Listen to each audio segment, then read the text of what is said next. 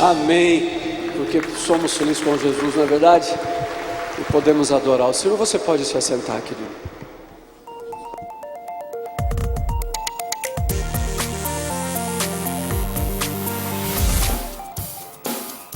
Olá, igreja, estamos de volta com Acontece na PIB. Após essa grande campanha de 40 dias de avivamento, desejamos muito que você continue tendo o seu momento devocional com Deus, na sua casa, no seu grupo, na sua célula.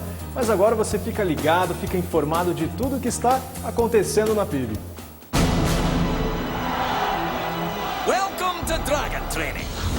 You should come by sometime to work out. You look like you work out. I guess it's just you and me, huh? Nope, just you. Huh? Can I transfer to the class with the cool Vikings? Whoa. Has anyone ever tried to train a dragon? No one's ever lived to tell the tale. It's okay. I'm not gonna hurt you. We're gonna take this nice and slow. Come on, buddy. Come on, buddy. Whoa!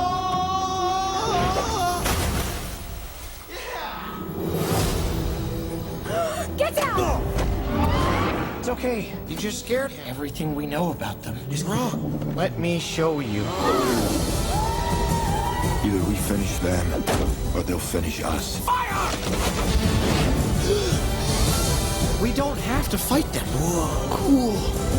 It ends today. What are you gonna do? Something crazy. I'm in. Me too. Sign me up. I love this plan. Go.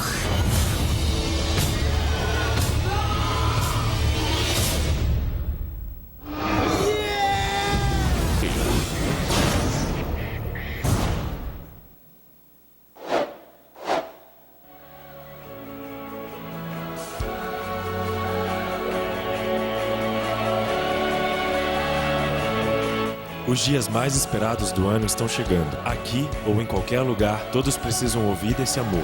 Sim, é possível e vamos conseguir. Vivemos para ser a diferença e acredite, não há o que possa nos impedir. Ao meu alcance, Acampamento 2011. Jovens, 10 a 12 de junho. Com Pastor Nassif e o Coral da Cracolândia.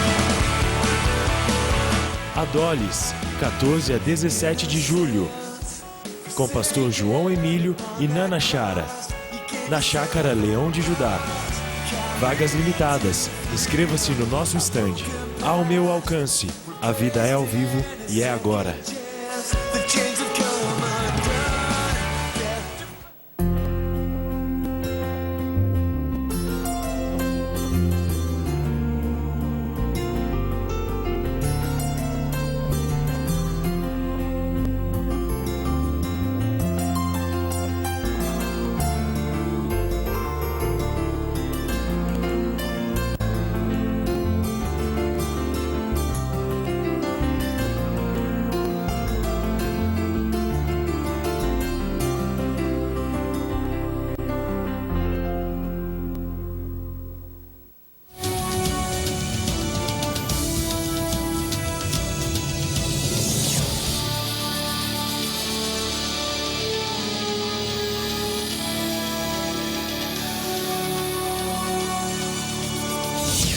Estamos terminando o Acontece na PIB com uma novidade. Você acompanha agora um pequeno trecho do novo programa dos jovens e adolescentes. Alta atenção. Deus abençoe você e até a próxima semana.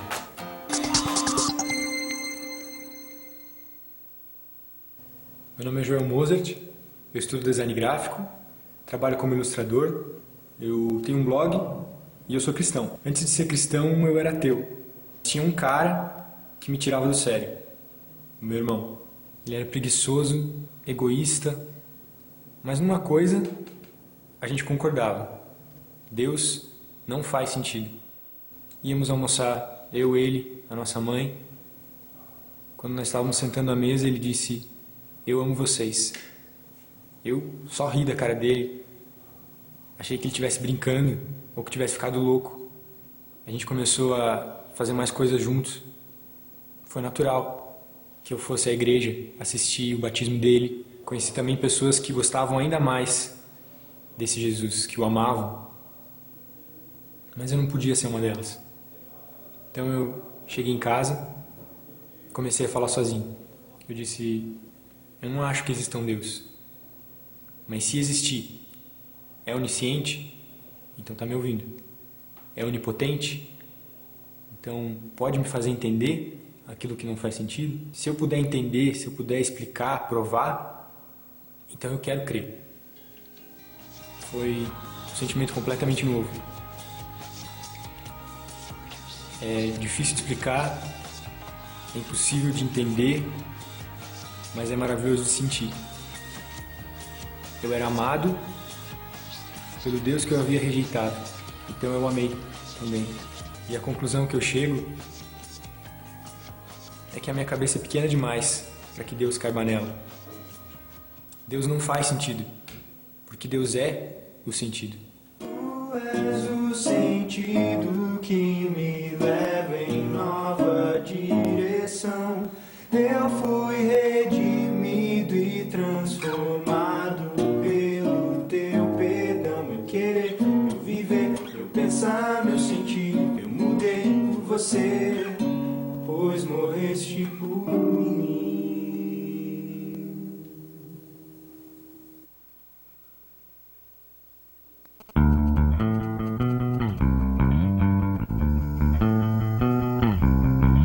Naquele dia em que gritei, ele me ouviu. E a tempestade então se acalmou. Naquele dia em que gritei, ele me ouviu. E a tempestade então se acalmou. Livrou minha alma da morte. Jesus mudou minha sorte. Sou um milagre, aqui estou. Livrou minha alma da morte. Jesus mudou minha sorte. Sou um milagre, aqui estou. Aleluia, transformou o meu lamento. Aleluia, em dança de avivamento. Aleluia, transformou o meu lamento. Aleluia, em dança de avivamento. Naquele dia em que gritei, ele me ouviu. E a tempestade então se acalmou. Naquele dia em que gritei, ele me ouviu. E a tempestade então se acalmou. Livrou minha alma da morte. Jesus mudou minha sorte. Sou um milagre, aqui estou. Livrou minha alma da morte. Jesus mudou minha sorte. Sou um milagre, aqui estou.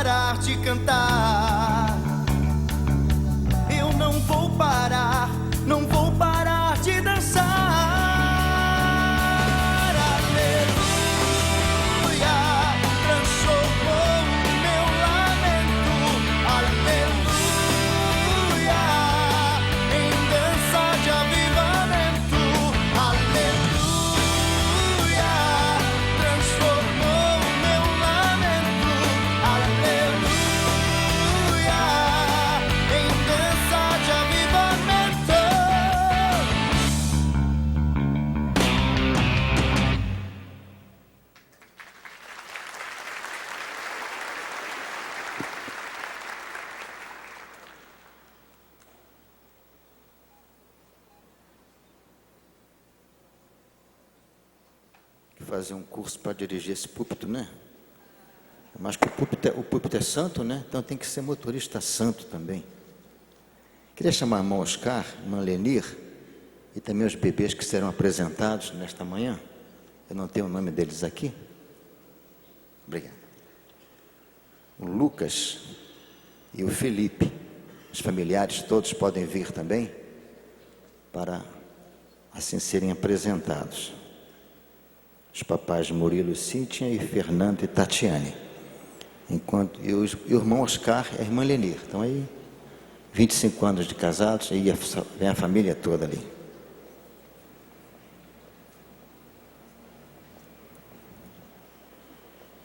São 2 bebês.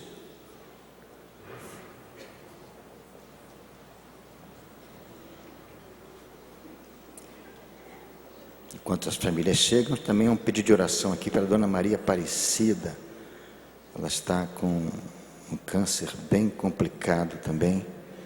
Está orando por ela e por outros pedidos também que estão dentro desta caixa de oração. Nós temos colocado aqui os pedidos. Está cheio de pedidos de oração aqui. E nós temos orado pela caixa, não pela caixa, né? Pelos pedidos que estão aqui dentro da caixa. Vamos conhecer os bebês. Pastor Marcílio vai apresentar os bebês.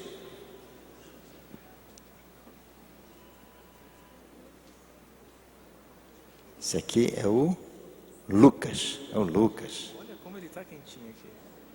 Olha que delícia, ele está quentinho, com coberta. Tadinho, né? Eu já estou esfriando ele aqui, braço gelado. Olha só que delícia. Deu para ver aqui? Eu atrapalhei. Vamos ver aqui, ó. Olha que delícia que é. Um ó bem frio, né? Gelado. É. Esse ó tá gelado demais. Vamos de novo, vamos lá. 1, 2, 3. Que lindo. Coisa linda. E agora o Felipe ali, né? Felipe. Cadê o Felipe? Olha, já está ali. Coisa linda. Esse é o Felipe, ó. Ó, cadê o ó? Oh, meu Pai do céu. Vamos orar, né? Orar também por esses pedidos aqui, que nós falamos aqui. São muitas necessidades, são muitas lutas, são muitas batalhas. E Deus sabe do quanto precisamos da sua presença, da sua bênção. Quero convidá-los a se colocarem em pé para orarmos neste momento. O pastor Paulo Davi vai orar colocando essas crianças diante de Deus. E aí ele não quer o colo do pastor Paulo Davi, não quer. Ele vai orar colocando o Felipe, colocando o Lucas e ao mesmo tempo também os pedidos de oração nesta manhã. Vamos orar juntos então, querido. Você pode estender as suas mãos para cá. Não tem poder nenhum nas nossas mãos, ela é de carne, ela é osso, normal, pele, igual todo mundo, mas é no sentido de falarmos assim, que de acordo com a boa mão de Deus que nos acompanha, que a boa mão do Senhor também acompanhe essas famílias, acompanhe cada uma dessas crianças e essa casa, amém? Pai querido, nós queremos louvar e honrar o seu nome nesta manhã, por esse momento aqui tão precioso que o Senhor nos permite compartilharmos juntos. Sabemos que a vida é um dom que o Senhor somente é capaz de dar. Por isso, Pai, nós agradecemos a Ti pela vida dessas crianças que aqui estão. Os filhos são heranças do Senhor, Pai. Pedimos que a graça, que o conhecimento, tudo aquilo que o Senhor tem reservado de especial e preparado de especial para cada uma dessas crianças, o Senhor possa derramar de maneira sobremaneira na vida de cada um deles. Também colocamos diante do Senhor as famílias, os pais aqui, que eles tenham a sabedoria vindo do alto para ensinar, para compartilhar, para caminhar junto e passar os valores de caráter, de vida, de moral, e que eles sejam o exemplo e o referencial principal de tudo isso, mas principalmente do amor do Senhor. Louvamos a Ti, Pai, porque essas crianças que são apresentadas aqui hoje, elas são fruto sim daquilo que o Senhor já plantou no coração dessas famílias, mas também é fruto do seu amor por cada um de nós que estamos aqui. Pedimos a Ti, Pai, em palavra e gratidão também por este casal que está completando 24 anos de casado. Que o Senhor continue acrescentando na vida deles cada dia, com as suas famílias também, Senhor. Que eles sejam envolvidos pela presença preciosa do Senhor como foram até aqui. E todos os pedidos de oração que são colocados, todos aqueles que com certeza cada um de nós temos e não colocamos aqui, mas que diante do Senhor nada é oculto, que a tua bênção, que aquilo que é a resposta preciosa do Senhor, na individualidade, no sentimento e necessidade de cada um, que o Senhor possa acrescentar, Pai. Assim oramos e assim agradecemos a Ti, em nome de Jesus, Pai. Amém, Senhor. Amém, amém, amém. Você pode se assentar, querido. 24 anos de casado, 24, Você pode se assentar. Amém. Aleluia.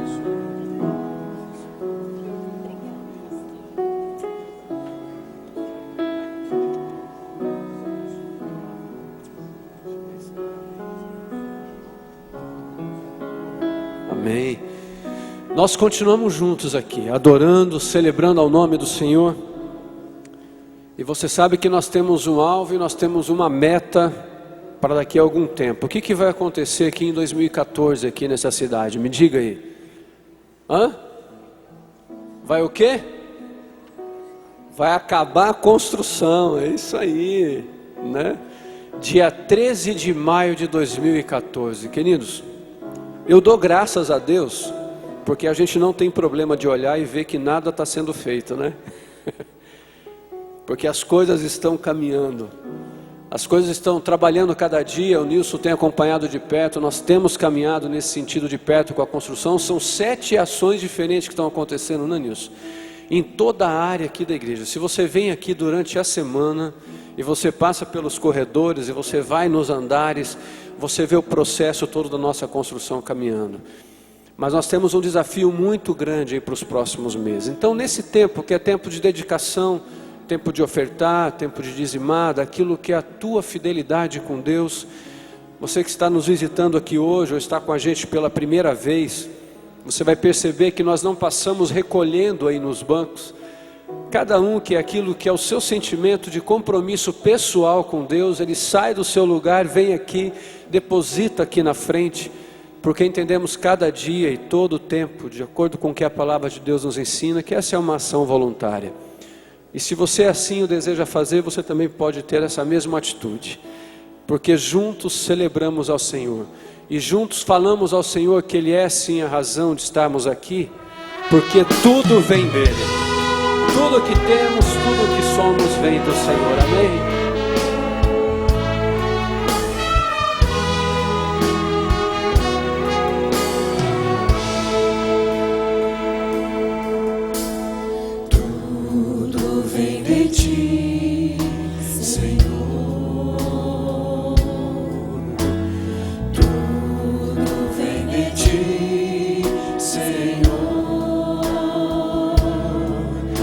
Das tuas próprias mãos te damos,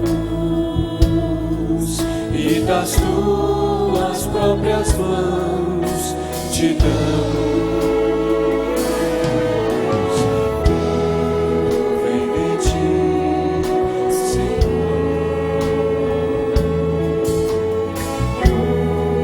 Vem de ti, Senhor. E das tuas próprias mãos te damos, e das tuas próprias mãos te damos.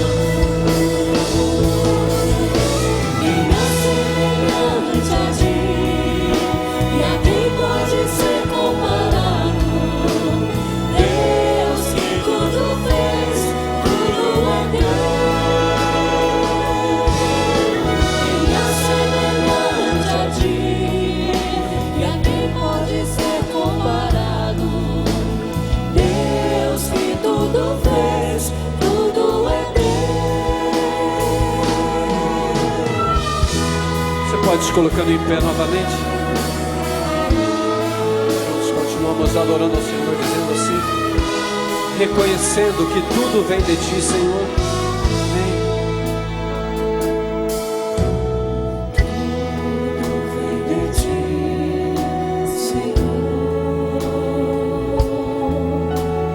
Tudo vem de ti, Senhor. E das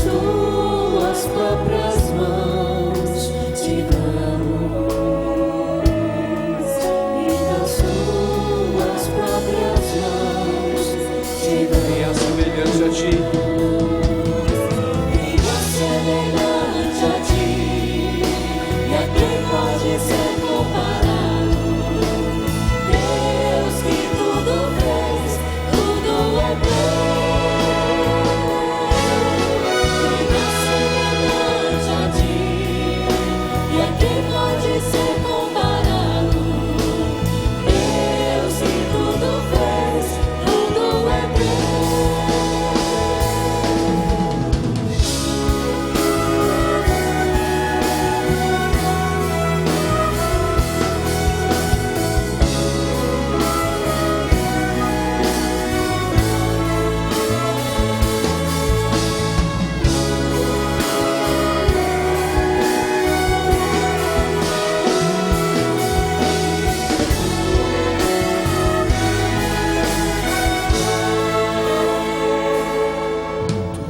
é teu, tudo é teu, tudo é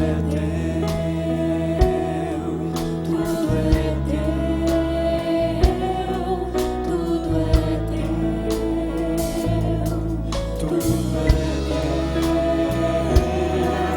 tudo é teu.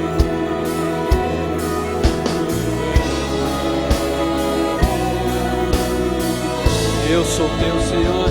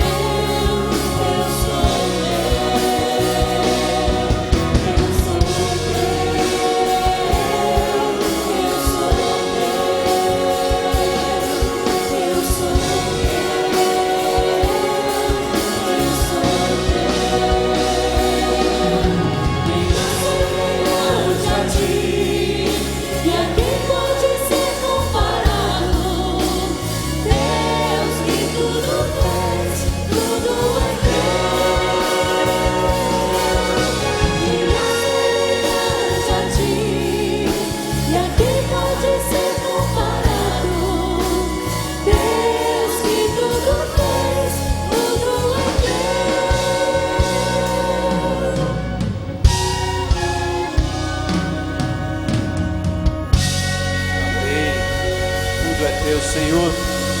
Tudo vem de ti. Amém. Amém.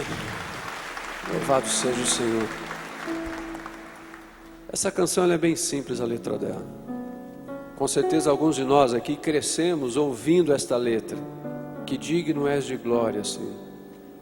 Porque maravilhas é só tu que fazes. Milagres é só tu que fazes. Eu não tenho o poder de fazer.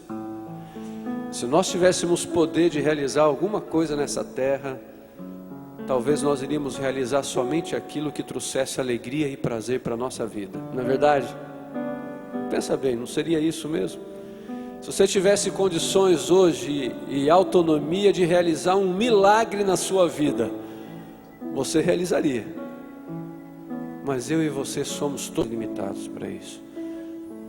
E aí nós carecemos da presença do Senhor, da graça, da ação do Senhor através da gente. Eu fico olhando sempre aqui aos domingos, né? E muitas vezes na dinâmica de cada culto, culto da manhã, culto da noite, tanta gente aqui. E depois a gente vai tendo as notícias de quantos daqueles que assistem a gente pela internet. Eu fico imaginando que é praticamente uma outra quantidade de pessoas igual essa que está aqui. Você sabia disso? É como se fosse essa igreja aqui reunida pela internet, nesse mesmo momento que nós estamos aqui. E olha só como que Deus é, querido. Deus vem aqui, se faz presente nesse lugar, toca na minha vida, toca na sua vida, aceita a minha oração, a sua oração, na individualidade, no sentimento de cada um de nós, mas ao mesmo tempo espalhado por tantos lugares desse país, desse mundo. O mesmo Deus que age na tua vida aqui está agindo nessas vidas lá. É o Deus que é capaz de ouvir o nosso clamor, mesmo no silêncio da nossa alma. Você sabia disso? Mesmo no silêncio da alma. Porque a palavra nos diz assim, que mesmo antes das palavras chegarem aos meus lábios, Tu já as conhece dentro do meu coração. Por isso, ao continuarmos adorando ao Senhor essa manhã e glorificando ao Senhor nessa manhã, aquecidos pela presença do Senhor dentro do nosso coração e da nossa alma, nós falarmos que Ele é digno de glória, digno de honra, e que nós vamos todos os dias, todas as manhãs, todas as noites, em todo momento, não cansar de falarmos isso, que as maravilhas é Ele que faz. Amém.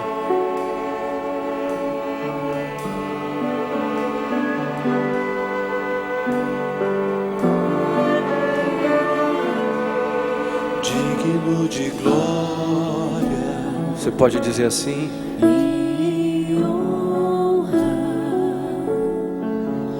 levantamos as nossas mãos.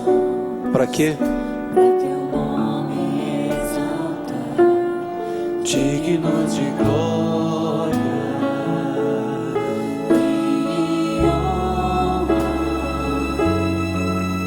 Levantamos nossas mãos para teu nome exaltar, porque grande és tu. Maravilhas fazes tu. Amém.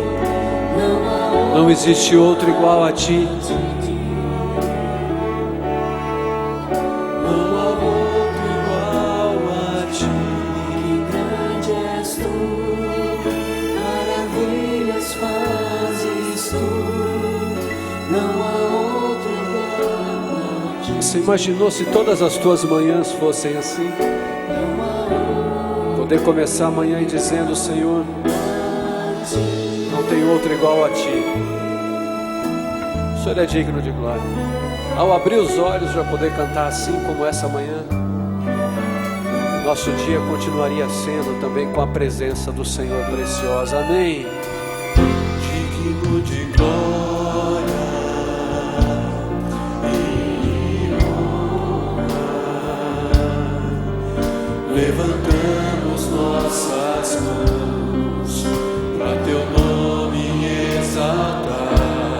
Digno de glória e honra.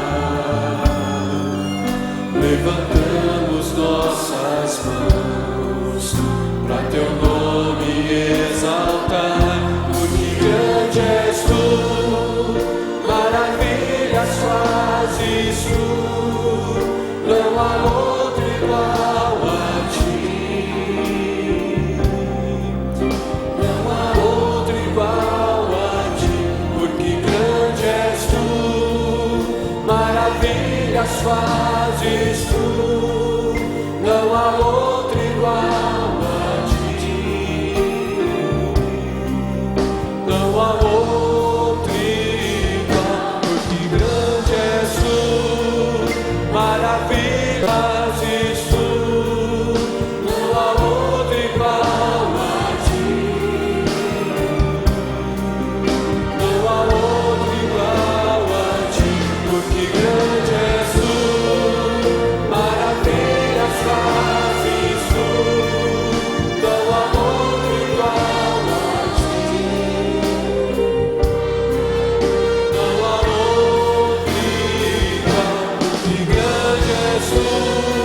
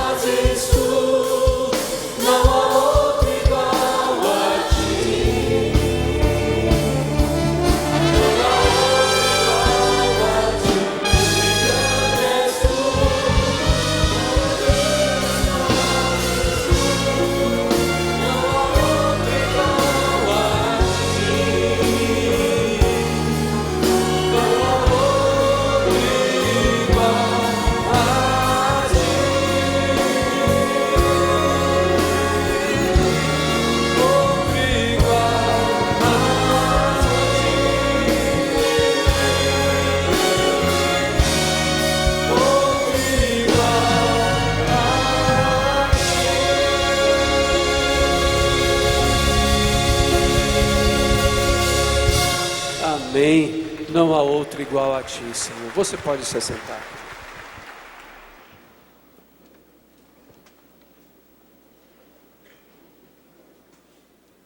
Bom dia a todos, graça e a paz de Jesus. Convido você a abrir a sua Bíblia no Evangelho de Mateus, no capítulo 7. Nós vamos ler do versículo 24 ao versículo 29.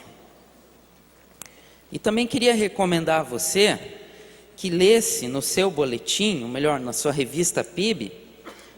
Todos os artigos da nossa revista são muito bons, e é importante que cada um aqui leia a sua revista e também se intere das coisas que acontecem na igreja. É muito bom que os irmãos estejam informados. Mas queria destacar o boletim, na revista de hoje, 2 artigos em especial. Um na parte chamada Em Foco, na página 3, e outro na parte chamada Destaque, na página 8. O primeiro, ele vai lembrar a gente que cada um de nós somos chamados por Deus para discipular pessoas. O discipulado não é um ministério à parte da igreja ou coadjuvante no meio de todos os ministérios, mas é uma ordem de Jesus a cada um de nós. E esse artigo inspira a mim e a você a sermos esses discipuladores por excelência. E o outro artigo, ele vai falar de um convite que a área de educação cristã tem feito à igreja para que se aprofunde cada vez mais no conhecimento de Deus através do estudo das Escrituras Sagradas. E é um convite para que você mergulhe em águas mais profundas da sua relação com Deus. Que esses artigos possam abençoar a sua vida. Mas não é para ler ele na hora do sermão, tá bom? Você lê ele depois em casa. Agora a gente vai ler Mateus capítulo 7,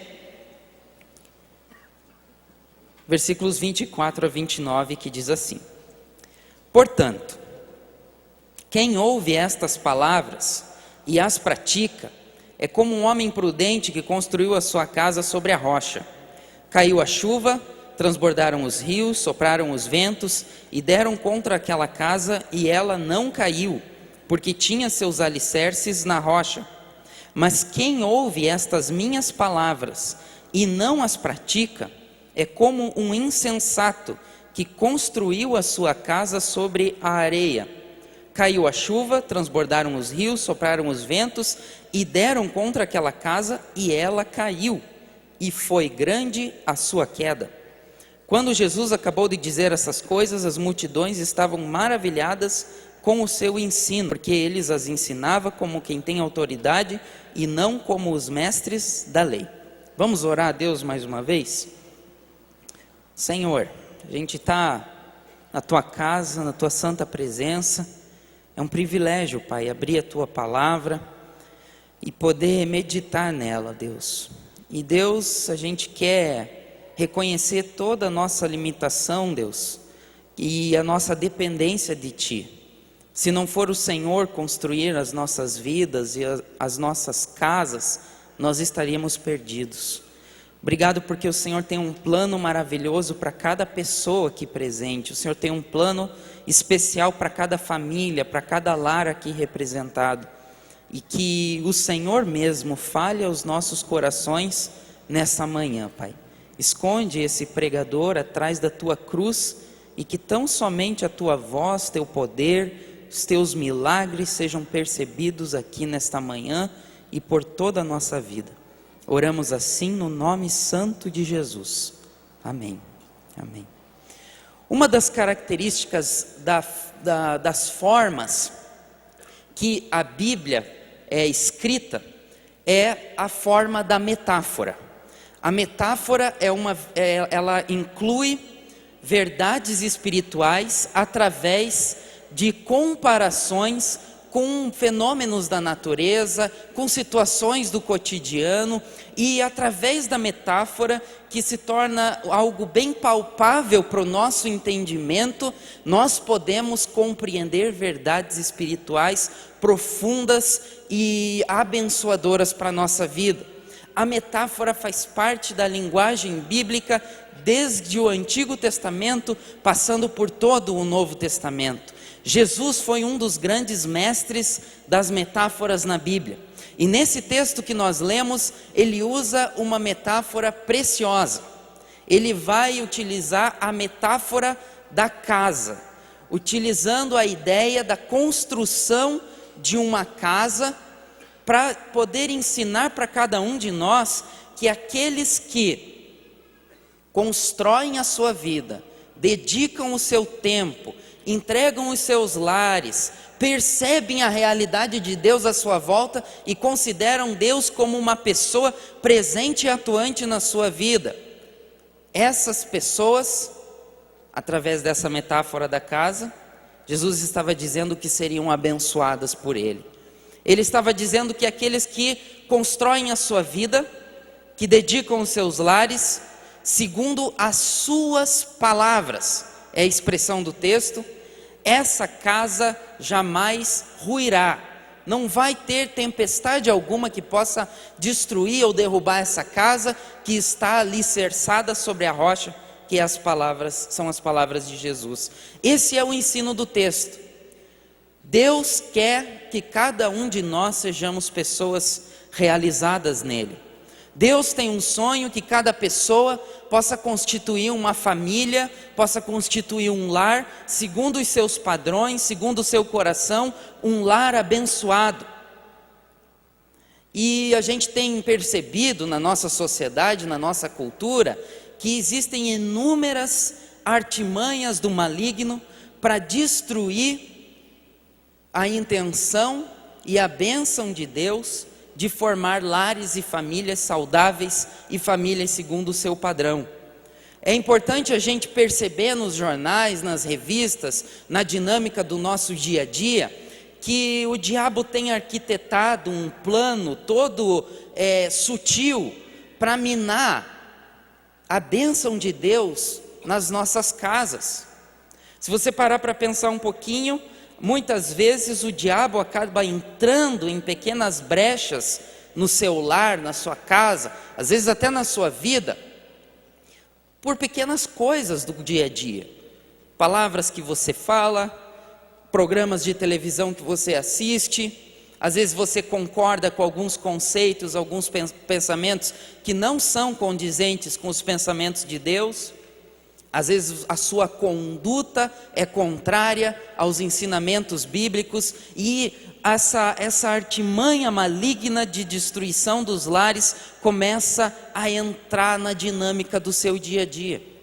Mas esse texto vem nos lembrar que quando nós edificamos a nossa casa sobre a rocha que é a nossa casa jamais será abalada.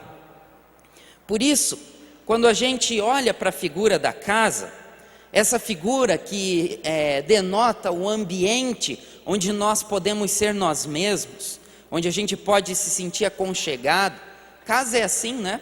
Você termina um dia de trabalho bem corrido, cansado, você quer fazer o quê? Você quer chegar na tua casa, você quer se encontrar com a tua família, quer abraçar teus filhos, quer chegar perto de alguém que você ama, porque a casa é esse ambiente de comunhão que Deus preparou para que o nome dele seja conhecido e para que a bênção dele se manifeste em nós. Esse texto nos lembra que Deus se relaciona com famílias. Deus se relaciona com indivíduos que compõem as famílias, mas Ele tem um plano especial para a sua casa. Esse texto nos lembra que Deus não é apenas um ser, uma divindade que se relaciona conosco em liturgias, em momentos de celebração culticas. Quando a gente vem para a igreja, vai para um determinado ambiente religioso e Deus apenas está nesses lugares. Não, Deus se relaciona conosco no nosso cotidiano, dentro da nossa casa. Ele fala com a gente aonde a gente está. Ele se relaciona com as nossas fragilidades. Ele pode e Ele quer dar um novo sentido para a sua casa, para a sua família. Por isso esse texto vai pedir que a gente preste atenção em alguns lembretes, algumas placas de sinalização que Deus coloca para a gente lembrar como é que a gente está construindo os nossos lares. E o primeiro lembrete da Bíblia para nós é que há um firme fundamento sobre o qual os nossos lares precisam ser edificados. E o fundamento são as palavras de Jesus, que dão base, alicerce, que dão solidez, dão estrutura, dão valores a uma casa. Na metáfora bíblica, a casa que não caiu, mesmo em meio a muitas tempestades, ela estava alicerçada sobre a rocha. Palavras são muito importantes, meus irmãos. Palavras expressam o que nós somos. A Bíblia vai dizer que nós falamos daquilo que o nosso coração está cheio. Palavras são tão importantes que elas expressam também aquilo que a gente sente. De alguma maneira a gente consegue dizer para o outro quem nós somos, o que queremos, o que precisamos, o que sentimos, através de palavras. Através de palavras foi que Deus criou os céus e a terra e estabeleceu o seu trono de equidade. Foi através de palavra, da palavra viva, que desceu do céu e encarnou, que Deus pôde falar a um de nós, cada um de nós, sobre o seu amor, a sua bondade, o seu plano de salvação em Cristo, a palavra encarnada. Com certeza, se a gente trabalhar a palavra de Deus na nossa vida, nós seremos pessoas bem-sucedidas. Se a gente trabalhar as palavras de Jesus nos nossos lares, os nossos lares serão bem-sucedidos, mesmo em meio a enchentes, temporais e vendavais. Palavras são importantes.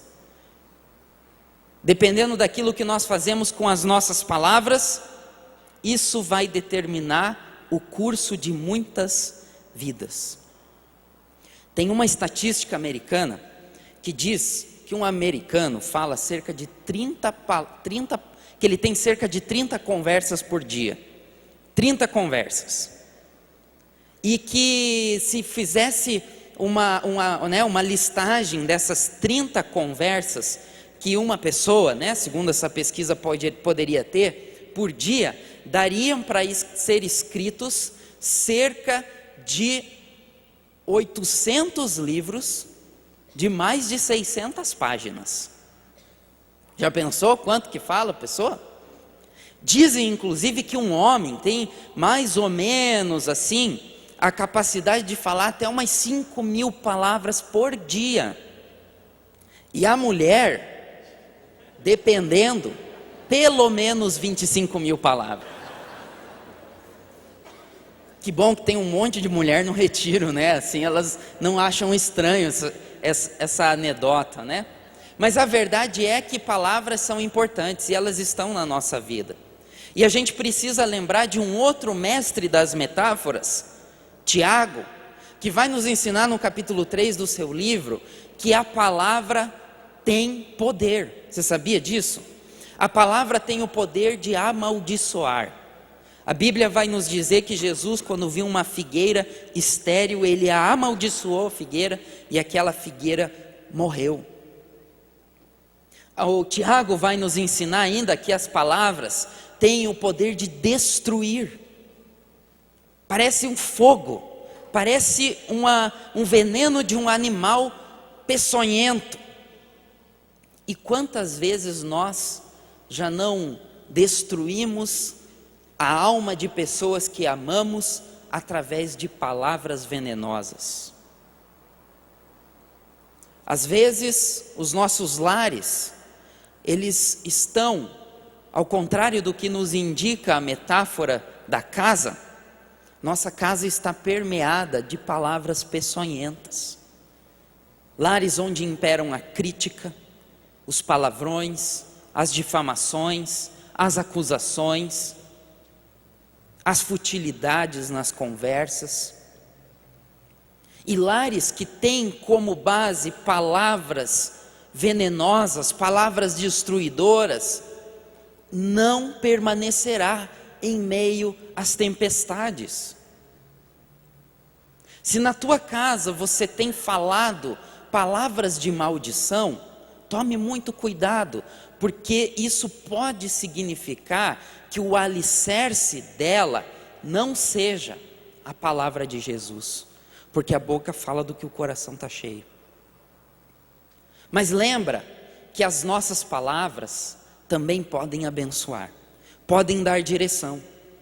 E benditos são os lares que estão construindo a sua vida sobre as palavras de Jesus e que da sua boca são proferidas palavras de bênção, palavras de elogios, direções. As nossas crianças, as crianças do Brasil, seus filhos, meus filhos, precisam de palavras que deem e que tragam direção para a vida delas, que lhes dê um sentido maior, que as coloque no caminho do Senhor e na conduta que Deus quer que elas tenham. Colocar uma criança no caminho do Senhor é mais do que trazê-las à igreja e ensiná-las uma religião ou uma tradição. Colocar uma criança no caminho do Senhor significa você aprender a falar as palavras de Jesus com sua própria vida, com o seu próprio exemplo no dia a dia da sua casa. E quando ela lhe perguntar, você pode falar com os seus lábios e lhe dar direção. Quantas são as conversas nos nossos lares que não têm sido baseadas nas palavras de Jesus? Palavras fazem diferença na nossa vida. Jesus, ele vai nos dizer que existem duas atitudes para que a gente comece a construir uma casa que permanece. Uma casa que permanece em todas as culturas, uma casa que permanece sobre todas as batalhas, uma casa que permanece até a volta do Senhor Jesus. Ele vai dizer que é preciso ouvir e praticar a palavra dele. Interessante esse binômio, ouvir e praticar, porque muitos de nós estamos bem dispostos a ouvir as palavras de Jesus, e é muito gostoso a gente levantar de manhã, se ajeitar, vir à igreja, de noite, toma um cafezinho, agora a gente vai para o culto, e a gente senta, e a gente se alimenta espiritualmente. Muitos de nós cedinho vem para a escola bíblica poder ouvir as palavras, a gente lê as palavras, mas quantos de nós estamos decididamente dispostos a praticá-las? Jesus vai dizer que nós somos conhecidos pelos frutos que nós damos, e os frutos que nós potencialmente deveríamos dar, eles têm origem no poder da palavra que habita em nós. Quanto mais da palavra de Deus estiver dentro de você, quanto mais da palavra você estiver vivenciando, praticando, experimentando, obedecendo, mais frutos você dará. E poderá ser conhecido como um verdadeiro discípulo de Jesus, como aquele que constrói a sua casa sobre a rocha. Talvez hoje seja o dia que Jesus trouxe você aqui para lembrar que Ele tem um plano para a sua vida, que Ele tem um plano para as pessoas que estão ao seu entorno, para a sua casa, o seu lar, a sua família. Deus tem uma bênção especial, mas é necessário que você edifique a sua casa sobre as palavras de Jesus. Só as palavras dele, não são as palavras de Maomé, não são as palavras de Buda, não são as palavras do seu próprio achismo e da sua própria concepção, são as palavras de Jesus. E eu vou te dar uma dica: você quer conhecer as palavras de Jesus? Não basta só ouvir, tem que praticar. Pega a sua Bíblia, estuda a sua Bíblia, estuda a sua Bíblia dentro do ambiente da sua casa, memorize versículos, traduza em expressões de afeto, em expressões no seu cotidiano, aquilo que a Bíblia indica que você faça. À medida em que você estiver imbuído, cheio da palavra de Deus, isto é, cheio do Espírito Santo de Deus, eu não tenho dúvida que pode vir avalanche, tempestade, vendaval, até o diabo. Você e a sua casa permanecerão. O segundo lembrete que nós devemos ter, quando a gente fala sobre a metáfora da casa, é que além de a gente lembrar que há um firme fundamento sobre o qual nossa casa precisa ser edificada, também há uma realidade constante a enfrentar. E a realidade apresentada na metáfora são chuvas, enchentes e vendavais. Depois que a casa estava alicerçada, o que aconteceu? Vieram chuvas, transbordaram os rios, sopraram os ventos. Mais metáforas: chuva, enchente, vendaval. Eles estão falando das lutas, dos problemas e das dificuldades que nós enfrentamos. E o interessante notar no texto é que a chuva, a ventania e o vendaval vieram tanto para a casa alicerçada sobre a rocha, quanto para a casa que não estava alicerçada sobre a rocha. Isso significa que não é pelo fato de nós estarmos construindo a nossa vida sobre as palavras de Jesus, que essas enchentes, vendavais e ventanias não virão sobre nós. Ao contrário, elas virão sobre nós da mesma maneira como elas atingem a casa daqueles que não edificam a sua vida sobre a rocha que é Cristo. Mas o grande diferencial é que a casa de quem edifica permanecerá. E a família, ela é construída a partir de uma espiritualidade conjunta, a partir de uma busca intensa pela palavra de Deus, mas também pela dedicação de uma vida nos pés e à vontade de Deus.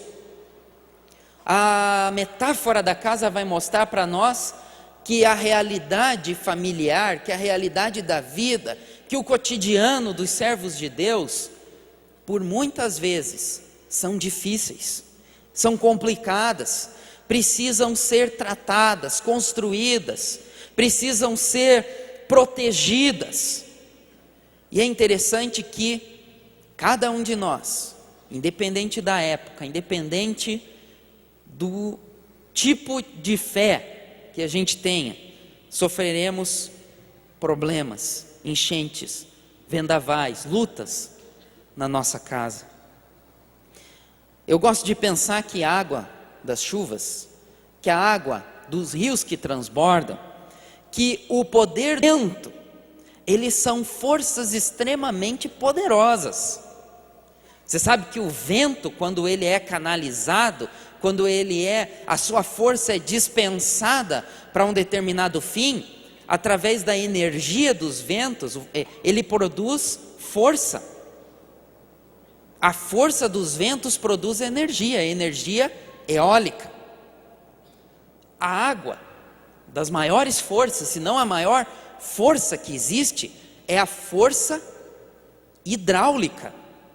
O poder que as águas têm de proporcionar energia.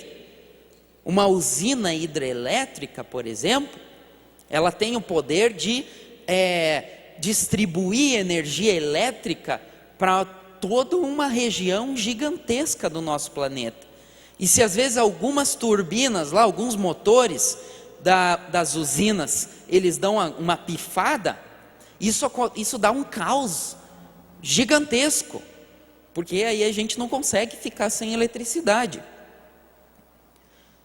Há um ditado que diz assim, que a mesma faca que corta o pão, mata o homem. Em outras palavras, muitas chuvas, enxurradas e ventanias virão e poderão ser prejudiciais às casas que estão sendo construídas sobre a rocha, se essa casa, que mesmo que com toda a dedicação ao Senhor, possuir brechas nas suas paredes, rachaduras no seu telhado e furos no seu teto. Você pode estar bem alicerçado, mas se na dinâmica da construção do lar não houver o mesmo empenho para experimentar essa palavra na sua vida, essa palavra que lhe dá garantia, a chuva, o vento, as águas, elas podem entrar pelo telhado, podem entrar pelo assoalho e podem acabar destruindo toda a sua casa. O fundamento jamais será destruído, porque ele é inabalável. A Bíblia diz que Jesus Cristo é a pedra angular. Mas a casa que nós estamos edificando depende do nosso esforço, da nossa dedicação e da nossa santificação. Ano passado, finalzinho do ano passado, a minha família se mudou de casa. A gente morava num apartamento bem pequenininho, só que aí começa a acontecer umas coisas que acontecem com todo mundo, que a família começa a se reproduzir, né? Então começa a vir uma pessoa e tal, e aí começa a ficar pequena a estrutura da casa. Aí você já não tem lugar para pôr um berço, aí tem que arrumar um lugar para pôr o berço, aí você já tem que arrumar mais um guarda-roupinha, etc. E aí fica tudo aquilo bem apertado, e aí fica difícil assim, né? Tanta gente dentro de casa. Aí o que acontece? A gente se mudou. E a gente se mudou para um sobradinho, que a primeira pessoa a morar lá foi a nossa família, fomos nós. Então era novinho, o dono lá, ele construiu e aí já colocou para alugar. E nós fomos os primeiros moradores. Só que eu não sabia o seguinte, que quando a casa é novinha, tá? E ainda mais com o tempo de Curitiba, que tem bastante chuva, tem vento, tempo, né, meio sombrio, então você acaba, a construção é feita debaixo de muita umidade. Então o que acontece? Tem que dar um tempo, pelo menos isso foi o que os especialistas, né, digo, os irmãos sábios aí me aconselharam, né, me disseram, que aí a casa precisa de um tempo, tá? Às vezes uns meses, alguns anos, para ela secar bem na sua estrutura, por causa dessa umidade que é natural da sua construção. Eu não sabia disso, foi essa informação que me passaram. Só que aí eu notei que começou a aparecer algum mofo em alguns cantinhos e algumas paredes. Eu pensei, mas a casa está nova, está tudo pintado, está bonito, e tem um mofo ali, que esquisito. Aí a gente ia lá, limpava o mofo. Davam 2 semanas, voltava aquele bendito mofo. Aí eu fui me aconselhar. Aí eu perguntei lá para um construtor e ele disse que tinha que fazer assim, você tem que matar o mofo pela raiz. Então você tem que ter um produto lá especial, não adianta você ficar só limpando o mofo, você tem que cortar esse mofo, que ele é como uma peste, e ele vem devido a essa umidade da casa. Fui me munir de ferramentas e de coisas que pudessem destruir todo aquele mofo que já estava incomodando. Imagina, uma casa novinha, recém-construída, com mofo. E eu fiquei pensando nessa metáfora da casa. Essa casa, ela estava construída sobre um alicerce bonito, sadio, correto. O único alicerce que dá vida às casas. Mas se da mesma intensidade, se a gente não tiver a mesma intensidade que aquele construtor para edificar as paredes dos nossos lares, se a gente não tiver a mesma dedicação que aquela família para colocar um telhado adequado na nossa casa, os ventos, as enchentes, as chuvas, elas começam sutilmente a umedecer a estrutura do lar. E sutilmente o nosso lar começa a ficar contaminado.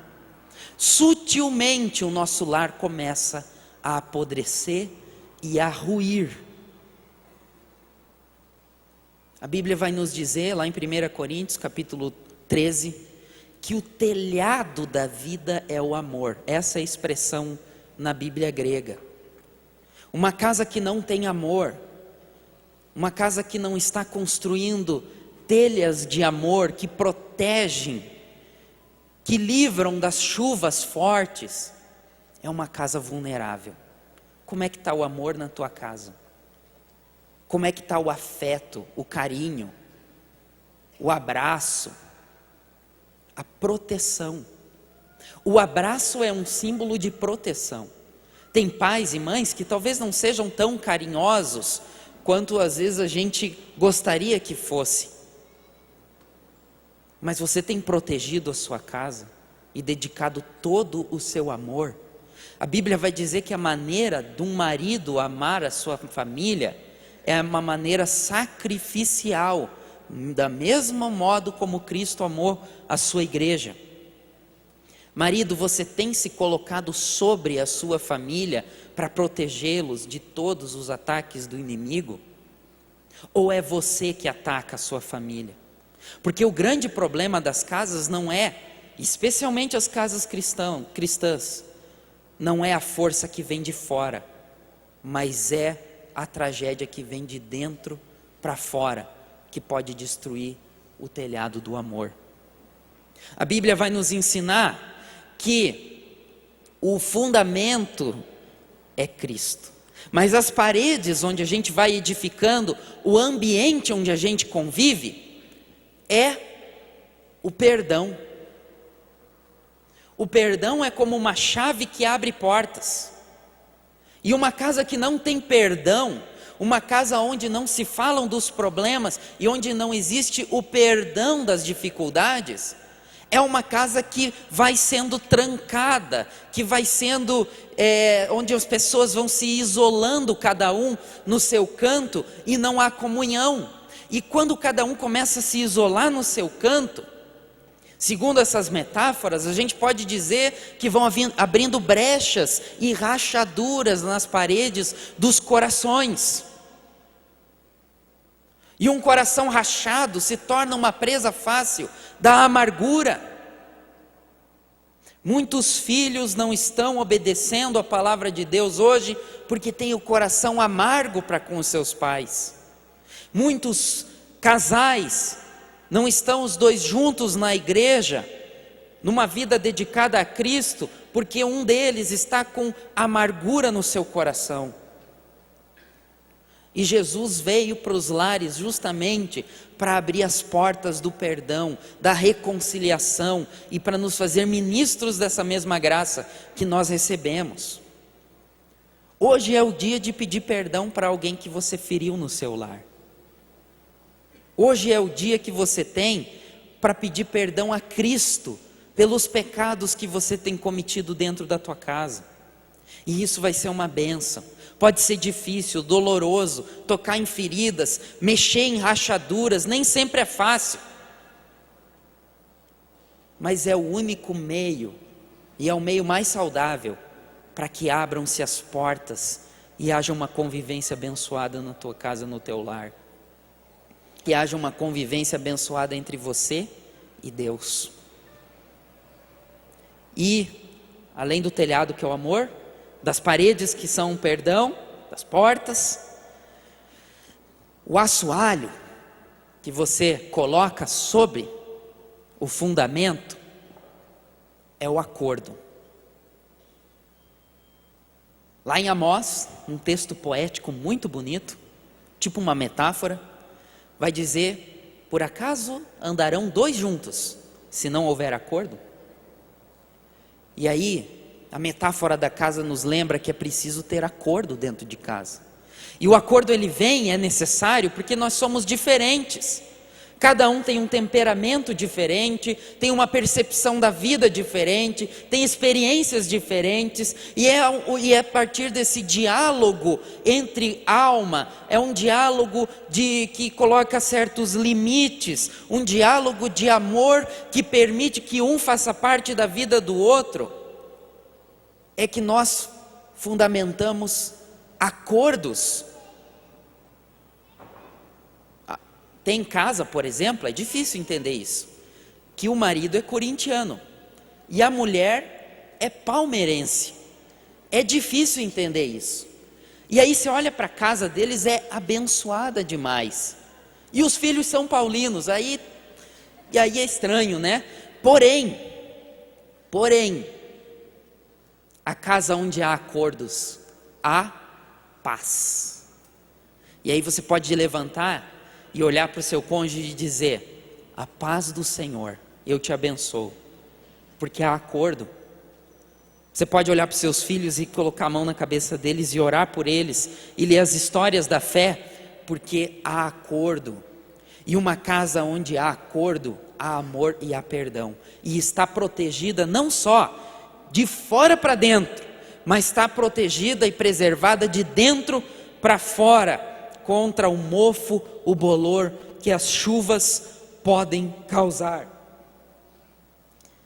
Esse texto nos diz que as famílias nem sempre viverão contos de fada, mas que é possível ser feliz, que é possível sentir-se confortável, viver a bênção de Deus. E o que diferencia a nossa casa não é a quantidade de batalhas que nós temos e a quantidade de batalhas que os nossos vizinhos podem ter. O que diferencia a nossa casa é a base onde ela está construída e é o procedimento pelo qual nós estamos edificando as portas, as paredes, o assoalho e o teto. Terceiro lembrete que Deus nos traz sobre a casa, sobre as famílias, é que além de ter um firme fundamento, de ter uma realidade constante a enfrentar, também há um modo de proceder. O modo de proceder na construção de uma casa é a prudência. O dicionário diz que o prudente é aquela pessoa cautelosa, que age de um modo que antecipa e evita perigos.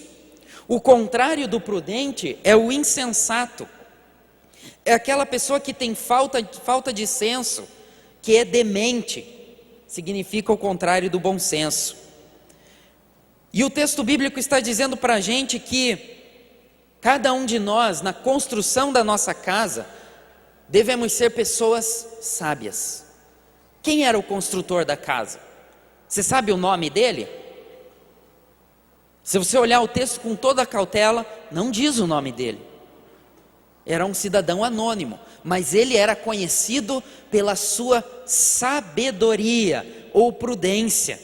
Ele estava agindo com a plena certeza do que ele deveria fazer. Ele estava certo de que Deus havia dado para ele não só a dica de como ele deveria e de onde ele deveria construir a sua casa, mas fora Deus que lhe dera inteligência e discernimento, inclusive com certa dose de astúcia, para poder levantar as paredes e o telhado da sua casa.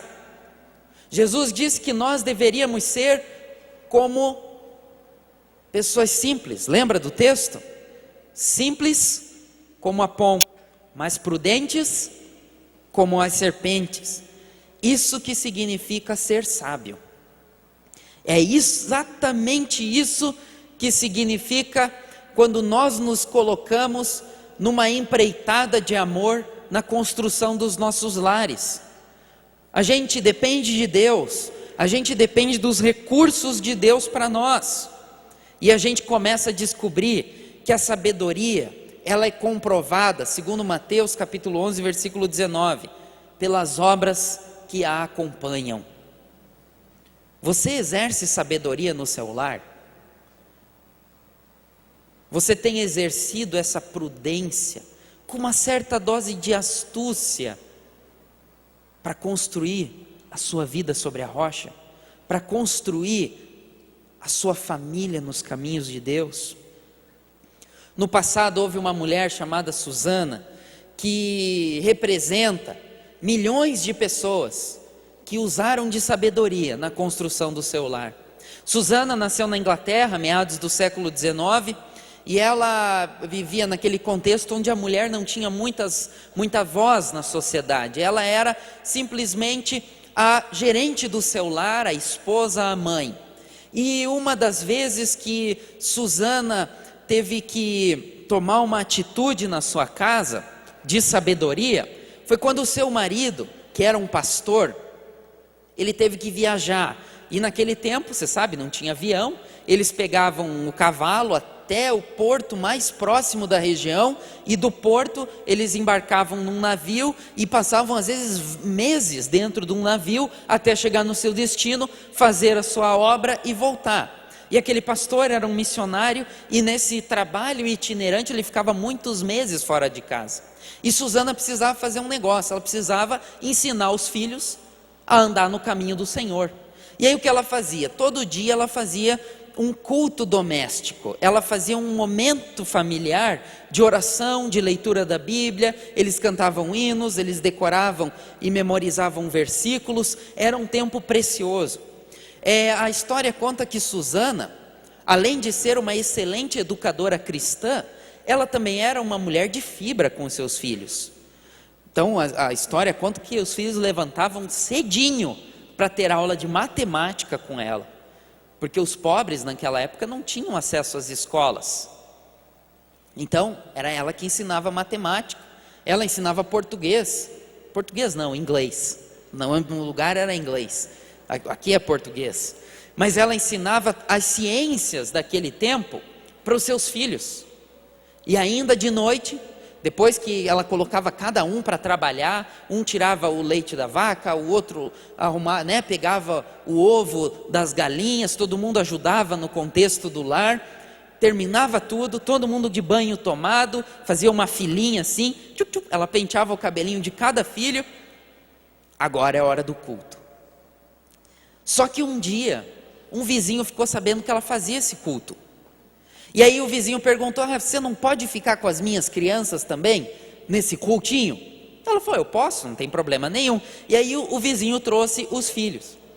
Não passou um mês, a casa dela estava cheia de criança à noite, que eram os filhos dos vizinhos, para aquele cultinho.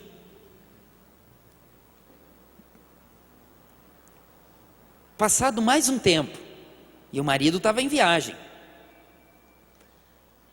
os pais daquelas crianças começaram a frequentar o cultinho.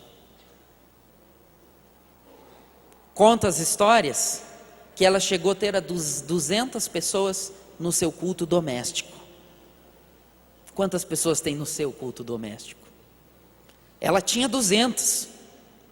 E interessante que ela era consciente de que a sua vocação principal era ser mãe, educadora e esposa.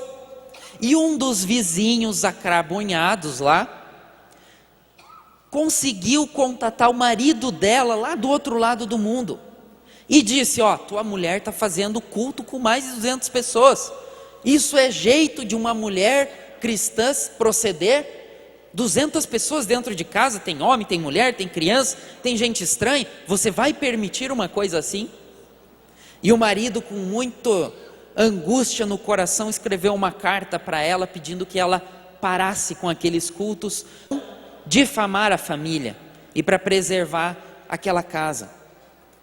E como uma mulher de Deus, sabe o que ela fez? Ela obedeceu ao seu marido e ela parou aquele culto. E sabe o que aconteceu? Ela continuou o culto com os seus filhos, mas os seus filhos, 2 deles, que a gente conhece mais, se tornaram, por causa da influência daquela mulher e daqueles cultos domésticos, os 2 maiores pregadores do avivamento inglês do século XIX, que era John e Carlos Wesley. Susana Wesley foi uma dessas mulheres anônimas, que constroem a sua casa sob a sabedoria de Deus, debaixo de muita fibra, às vezes até de sofrimento, mas convictas do seu propósito de ser mãe, esposa e educadora. Essa mulher construiu sua casa nos detalhes, porque foi a partir dos detalhes que John e Carlos Wesley ouviam e percebiam da pregação da sua mãe e do ensino da sua mãe, que eles formaram o maior time de pregadores leigos que a Inglaterra já teve na história. E daí deriva o grande avivamento que nós sabemos, que nós já estudamos nesses dias. Ela usou sabedoria. Como é que você, esposa, mãe, educadora, tem usado a sabedoria que Deus deu? Como é que você, marido, tem usado a sabedoria que Deus tem colocado à sua disposição para você liderar a sua casa? Como é que você conquista sabedoria? A Bíblia vai dizer que se alguém tem falta de sabedoria, peça a Deus, porque Deus dará sem medida. Mas há um critério: peça, porém, com fé, não duvidando, porque aquele que duvida é semelhante, é uma pessoa inconstante. Você quer ter sabedoria na tua casa? A dica é: dobre o seu joelho, dia após dia, e clame a Deus. É no envolvimento com Deus em oração que você consegue sabedoria. É no relacionamento com o Senhor de toda a sabedoria que um pouquinho da sabedoria dele é infundida no seu coração. E não é um toque de mágica, é um relacionamento, é um processo, leva tempo. Você tem que orar hoje, tem que orar amanhã, tem que orar depois, tem que viver um dia a dia de oração, de busca de Deus, de relação com Deus, de entender que maior é o doador do que o dom, de saber que o Pai, Ele é o Pai das luzes, Ele é bom, de você conhecer o caráter de Deus nessa relação, nessa amizade. Você começa a se tornar um sábio. A Bíblia vai dizer também que Deus escolheu os loucos desse mundo para fazer deles sábio. A loucura do mundo é sabedoria para Deus e vice-versa. Nós vivemos num tempo muito complicado, irmãos. A gente tem ouvido desse kit gay que vai passar nas escolas, que agora foi vetado. A gente tem muitos problemas sociais que às vezes impedem que as famílias tenham satisfação, tenham acesso a recursos. Você sabe que hoje a cirurgia para mudar de sexo, ela já é aprovada pelo governo. Quer dizer que uma pessoa que vai ao SUS buscando um remédio para sua dor de barriga ou precisando de uma cirurgia para o seu câncer, tem às vezes menos prioridade e menos acesso à saúde do que a pessoa que quer mudar de sexo. E nessa sociedade conturbada que nós vivemos, nós precisamos de sabedoria. E nós pareceremos loucos para essa sociedade. Ah, você não aprova a relação homoafetiva, então você é louco. Mas a Bíblia vai dizer que Deus usou loucos desse mundo para colocar sabedoria. E nós precisamos nos relacionar com Deus para termos sabedoria. E não só nessas questões amplas, sabedoria no trato do lar. O dom de sabedoria é muito interessante quando a gente estuda os dons espirituais. O dom do conhecimento te dá a capacidade de você entender o texto bíblico, de você compreender a doutrina cristã, de você saber os porquês da Bíblia. Por que Jesus morreu na cruz? Por que Jesus morreu? Por que devemos agir assim ou assado? O dom de conhecimento te dá isso, mas o dom de sabedoria te dá a capacidade de aplicar na vida aquilo que você aprendeu na Bíblia. Quer dizer, se alguém te pergunta assim, por que Jesus morreu na cruz? Aí você precisa do dom de conhecimento. Mas se alguém pergunta assim, a louça lá de casa está cheia, e a minha mulher pediu para eu lavar a louça para ela, o que eu faço? Aí você não tem um versículo específico como, lavarás a louça.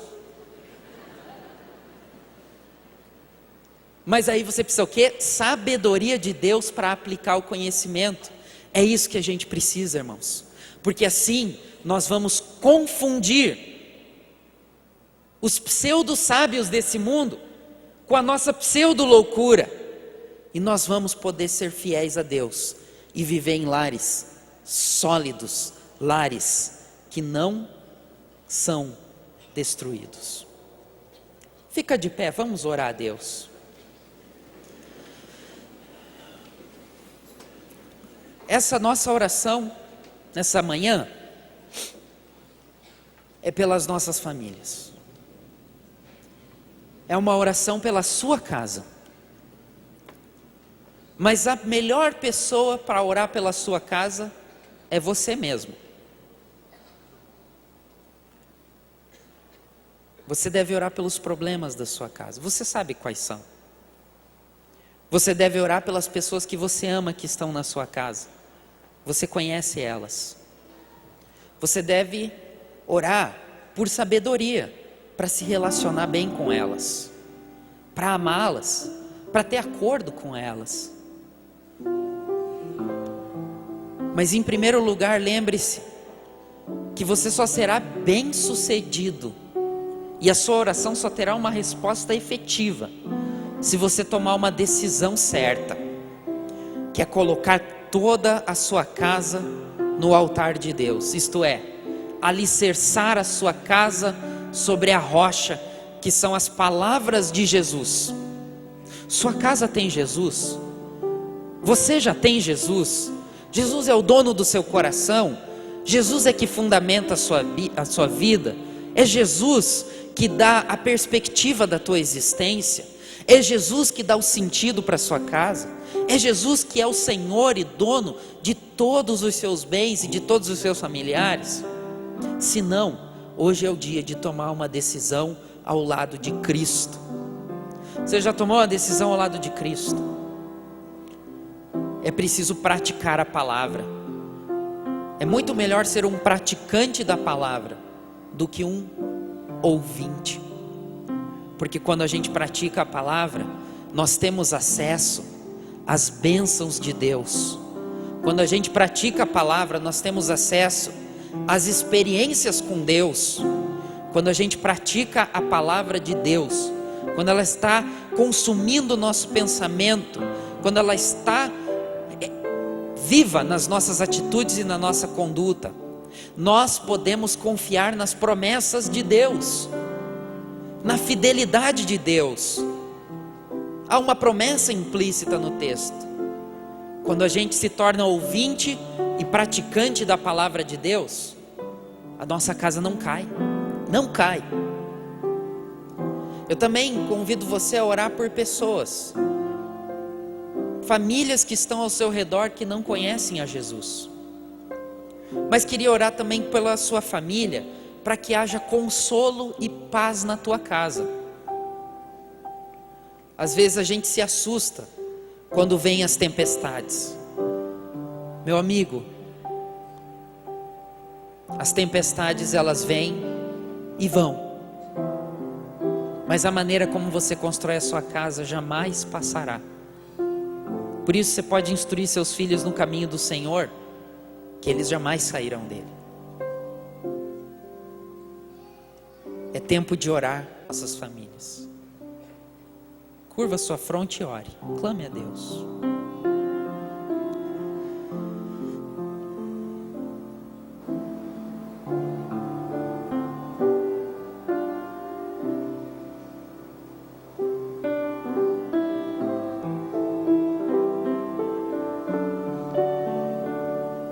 Senhor Jesus, obrigado por essa manhã, Deus. Este é o dia que o Senhor fez para nós e nós nos alegramos nele.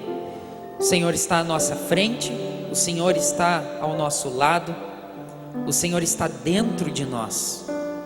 Obrigado porque o Senhor nos ama e nos permite que pelo seu amor a gente seja bênção na nossa casa.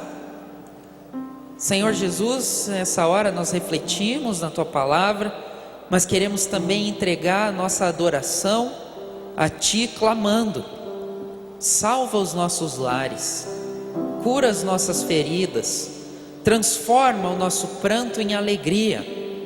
Os lares que têm sido quebrados, Pai, destruídos pelos ataques do inimigo, eu quero pedir que o Senhor não só repreenda o inimigo, como o Senhor também transforme e conserte todo esse lar, Pai. Senhor Jesus, há famílias aqui que precisam de uma intervenção poderosa do Teu amor, precisam de uma libertação espiritual na sua casa, Pai, nas relações que permeiam esse ambiente. Eu quero pedir, entra com poder, Senhor, entra com graça, entra, Senhor, derramando a tua paz, Pai. Senhor Jesus, nós carecemos de sabedoria, Pai, como igreja, como família, para a gente poder viver nesse tempo tão louco. E eu quero pedir, Senhor, faz de nós os sábios desse mundo, e não permite que a gente passe um dia sequer, Senhor, sem se relacionar contigo. Ensina a gente a se relacionar contigo em família, Pai. Resgata em nós um tempo do culto familiar, do tempo de oração com os filhos, com os pais. Senhor Jesus, usa a instrumentalidade das nossas células para que estejamos famílias sadias também. Cada família, de cada célula, de cada grupo, de cada ministério, possa ser alcançado pelo teu poder e experimentar a bênção de ser família, Pai. Por isso clamamos a tua restauração, clamamos o teu toque, a tua graça, a tua bênção, Pai. Senhor Jesus, cuida de cada um aqui. E se porventura tem algum lar aqui, Pai, que ainda não te conhece, eu quero pedir, se revela a eles, Pai, e toma conta de todos os detalhes, para que eles possam ser salvos, cada um, toda a sua casa, como aquele carcereiro antigo, como diz lá na tua palavra, salvos porque creram em Jesus. Senhor, abençoa-nos nesse dia, oramos no nome de Jesus, amém, amém. Vamos encerrar cantando o primeiro verso, o refrão dessa música, e assim estaremos indo para nossa casa, naquilo que aprendemos hoje, naquilo que somos desafiados a praticarmos, amém?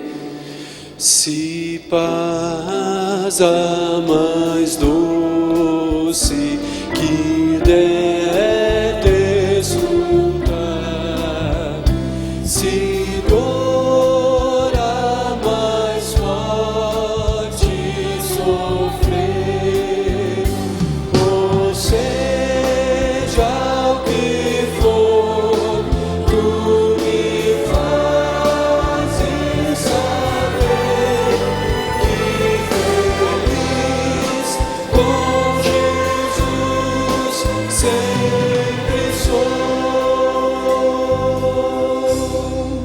sou feliz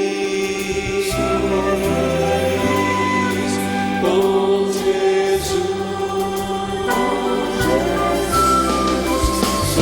feliz com Jesus, meu Senhor. Sou feliz, sou feliz com Jesus, sou feliz com Jesus, meu Senhor.